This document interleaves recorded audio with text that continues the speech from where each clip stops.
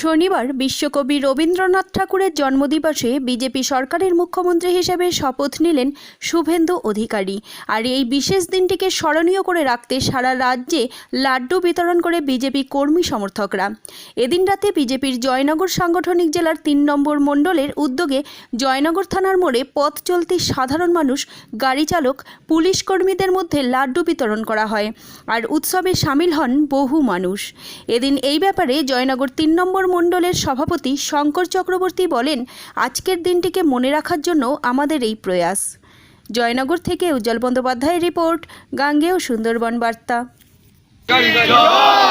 भारत माता की BJP BJP BJP जिंदाबाद बीजेपी बीजेपी जिंदाबाद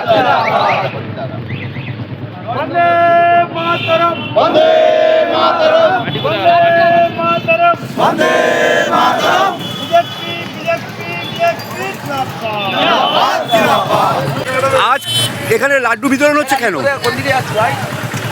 আপনারা জানেন যে দীর্ঘ 15 বছরের এই তৃণমূল সরকারের অপশাসন এবং সারা পশ্চিমবঙ্গ জুড়ে নারী নির্যাতন, হিংসা, দুর্নীতির বিরুদ্ধে সাধারণ মানুষ একযোগে ভারতীয় জনতা পার্টিকে যেভাবে আশীর্বাদ করে ভোটে জয়যুক্ত করেছেন এবং আজকে আমাদের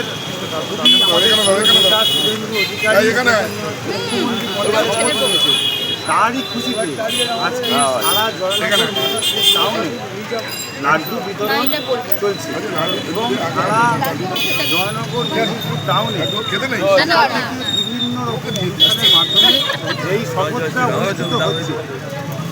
আপনার নাম? আমার নাম শঙ্কর চক্রবর্তী, প্রেসিডেন্ট, জয়নগর ৩ নম্বর মণ্ডল।